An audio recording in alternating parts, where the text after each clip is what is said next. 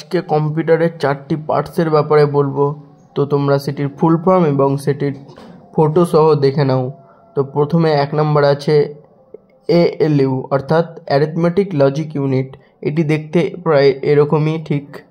তারপরে 2nd নম্বরে আছে CPU সেন্ট্রাল প্রসেসিং ইউনিট, এটি দেখতে এরকম, তোমরা ছবিতে দেখতে পাচ্ছ। এবং 3র্ডে আছে RAM র্যান্ডম অ্যাক্সেস মেমোরি, যেটা একদম র্যান্ডমলি হয়, এটা দেখতে ঠিক এরকম। এবং লাস্ট এবং 4th-এ আছে ROM, যেটা হচ্ছে রিড অনলি মেমোরি, এটাকে ঠিক দেখতে এরকম এবং এটি রিড অনলি মেমোরি অর্থাৎ রিড করার কাজে, কোনো কিছু ডেটা রিড পড়ার কাজে অর্থাৎ ব্যবহার করা হয় এটিকে।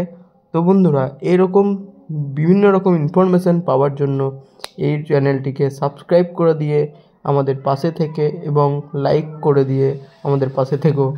তো বন্ধুরা, বাই।